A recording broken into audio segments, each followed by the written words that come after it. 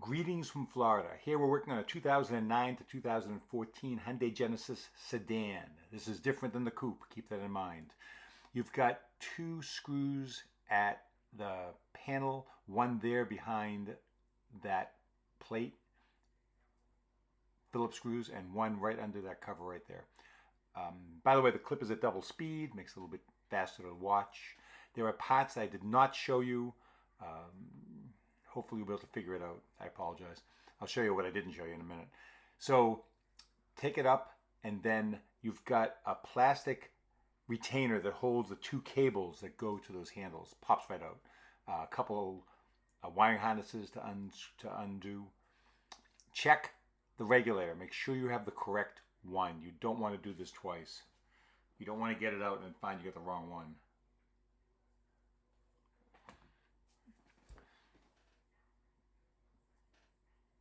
And I do have the correct one.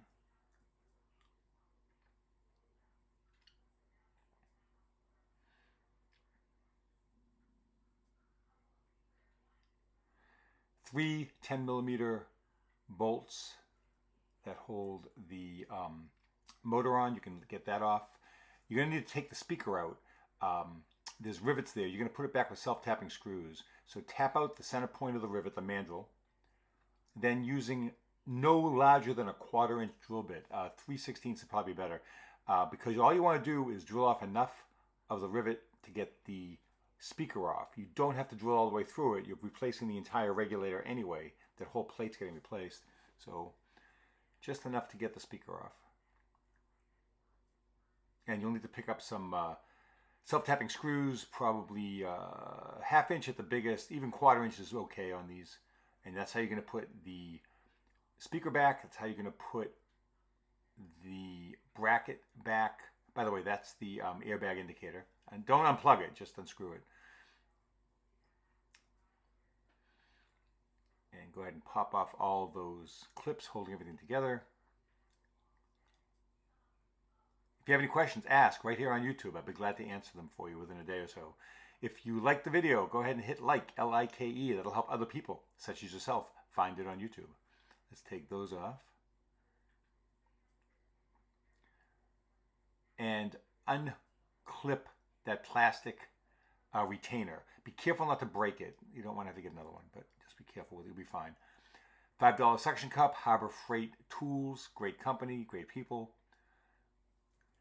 10mm bolts hold the clips that hold the glass. You're going to loosen those through those two holes right there. One right there, one right there. There's also going to probably be a rubber piece left on the glass from the previous clip. Please remember to remove that. I did not. So it took me a few minutes to figure out what I did wrong, because it was going up and then getting stuck and coming back down again. So you need to take that off. Getting probably a bolt out from inside there. 10mm bolts all around the panel.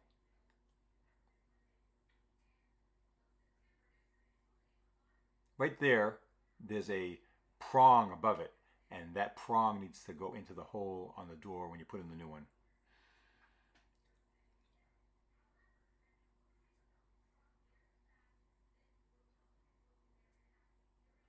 I did not show you how to take off the outside handle. You're going to have to take off the latch, 3 30mm Torx bolts. And then on the side of the door, there's a rubber round cover. Take that off. Behind that's a 5/16 or a 8mm bolt. Take that out. Then you can remove the key cylinder easily. And then to remove the rest of the handle, pull the handle towards you, towards the back of the door, and it'll come right out. And then there is one wiring harness on the handle. So you're going to need to go ahead and unhook that wiring harness. And then there's another 5/16 bolt that kind of holds that plate in place. So just unhook that too. And these are things I did not show you. I apologize.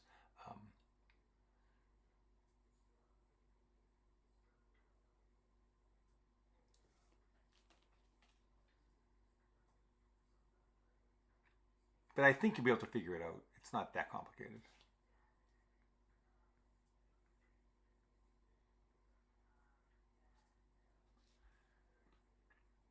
So again, 3 Torx 30 bolts hold the latch on, pretty easy.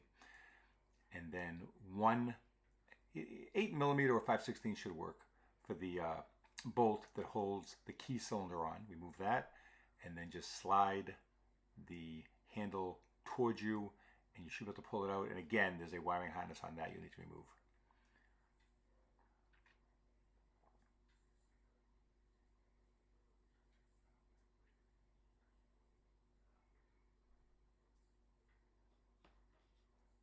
Got that. Let's take out the entire regulator assembly with the latch assembly. Gonna unplug the plug that goes to the lock actuator. That's easy.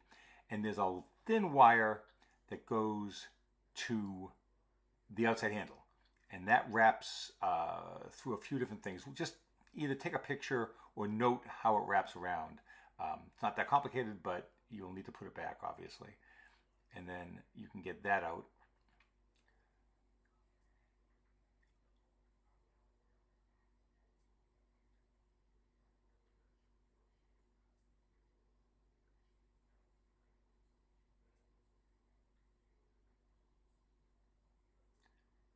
There's 3 plastic prongs that hold the latch assembly on there.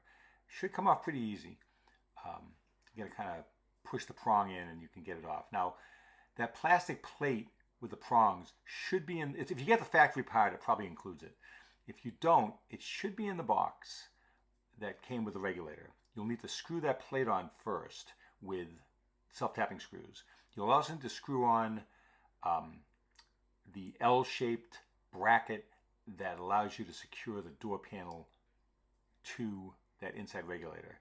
And again, self-tapping screws. It's right below where that black round piece is, right there.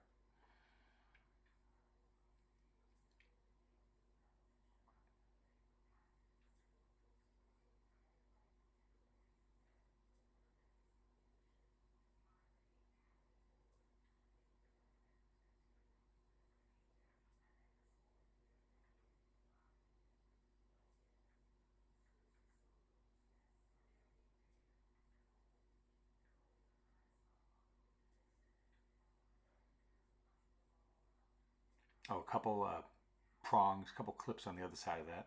Pop those off.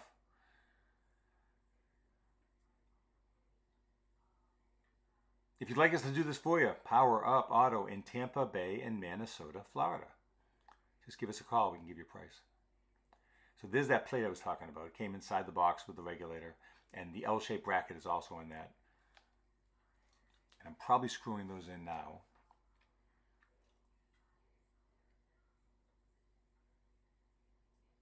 Get rid of the old one.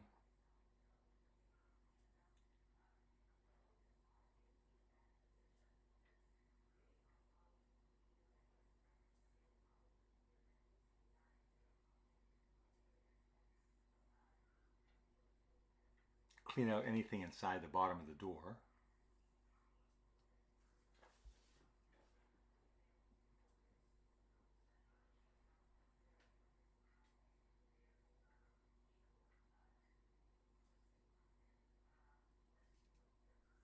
And those are my self-tapping screws.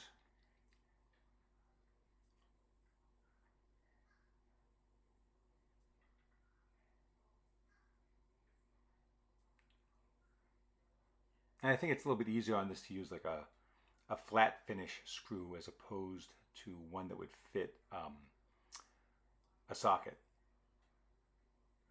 So I'm screwing in the plastic panel, plastic plate that attaches the regulator, and I screwed in probably that L-shaped bracket. We'll see in a minute, but I'm sure I did.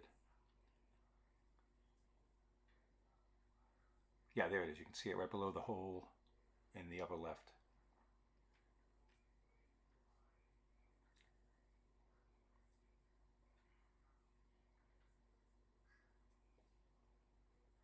And I'm attaching the latch actuator assembly to that bracket, putting the cables through those holes, gently threading the rubber boot that goes around those cables through those same holes.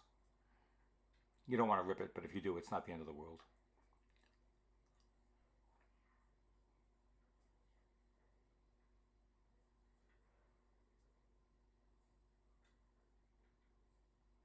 And here's one of the jump cuts where I took out some of the extraneous detail coming right here. And I'm back. So now grab the wiring harness. It does not go through that hole. It goes through the top and goes through that hole right there. And then make sure you put the wiring harness inside the track on the other side of the regulator. If you put it on the outside, it's going to get in the way of the glass. So make sure you put it on the inside of the track. You're going to plug the larger harness into the latch assembly. You're going to put the smaller one, you're going to thread that through to where the carrier is that the handle goes into. It shouldn't be too difficult. There's an oval, kind of an oval, rectangular oval piece that the harness from the handle goes onto. So just pop that into the piece that holds it in place. And we get that all together. Let's put it all back in. Now again, I didn't do this the first time. I think it took me twice. Right below, my hand will get to it in a minute. I'm going to put in a few bolts to hold it in place. There's a prong that goes into the door panel. Oh, there goes my suction cup.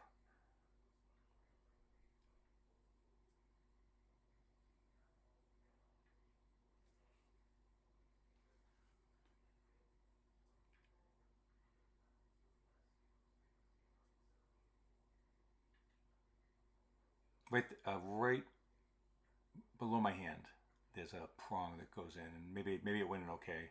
If it didn't, just make sure it lines up okay. Just a small round prong that goes into the panel itself.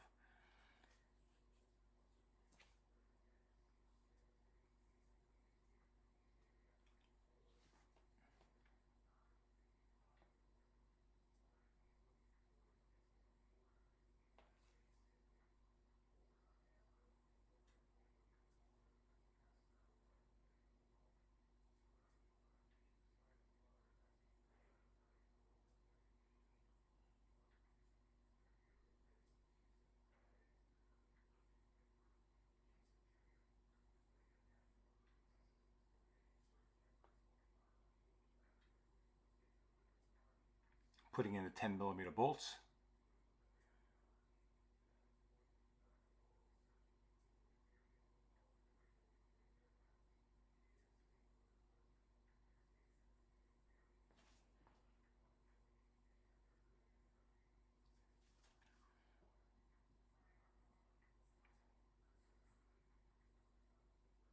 And again, to put in the carrier that the handle is going to go into, you just slide it in and then push it all the way to the front. Tighten down that 8mm or 5/16 bolt, and that'll hold it in place just fine. And then you can plug in the handle. When I say plug in the wiring harness. This handle is the one where you press the button and you can open the door that way. So plug that in, and you should be able to put the handle in. Shouldn't be a problem. Put in the key cylinder, put back your 8mm bolt into the key cylinder to hold it in place, put the rubber round cover back on it, and then the 3 Torx 30 bolts to hold the latch in place. Here I'm loosening those bolts, and here's an idea. A little dab of WD-40 inside the clips makes it easier for the glass to go into them.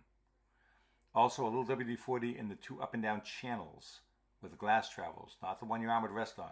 There's a WD-40. Not the one your arm would rest on, but the 2 vertical up and down channels. Every 3 or 4 months, just a light spray will allow it to travel much easier.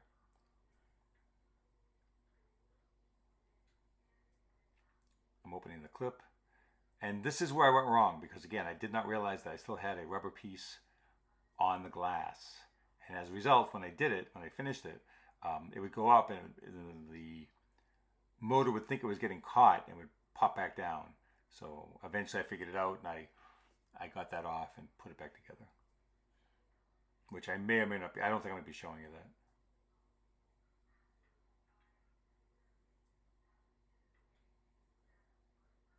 And then let's put the motor back on. 3 10mm bolts, long ones.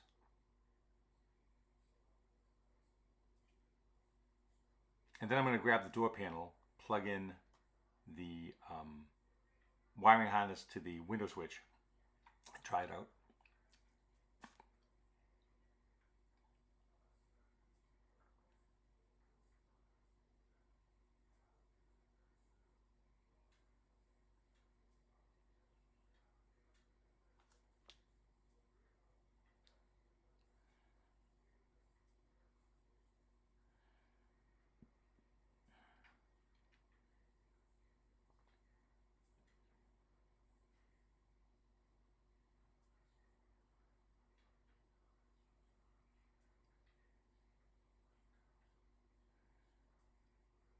Putting the speaker back on, again, 4 of those self-tapping screws.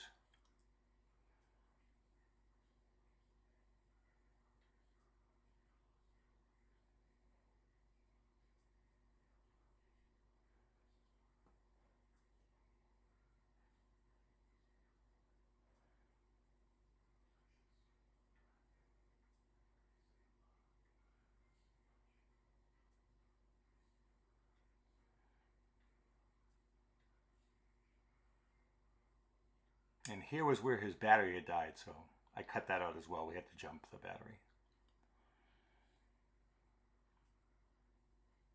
And moving right along. Batteries jumped, car's running again. Now I'm going to try it out.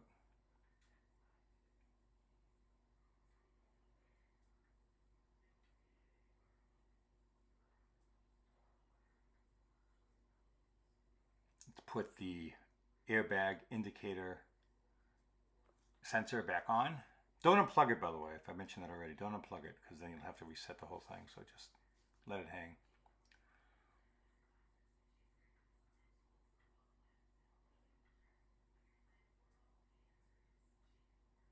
Again, if this was helpful for you, do me a favor, like, L-I-K-E, like the video. You can subscribe to the channel if you have other cars that you may have an interest in, but again, all my videos are just about fixing power windows on cars, so.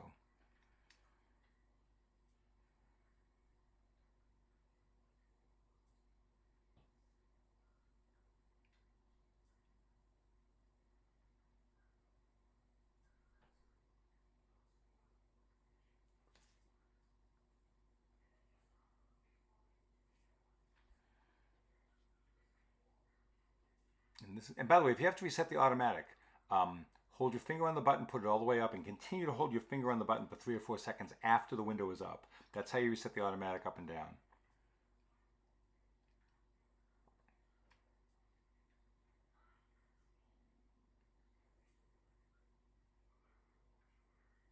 Here's where I thought it just wasn't lined up properly, but again, the problem was there was a rubber piece on the glass that had to come off. And I think this is where I remove it and figured it out.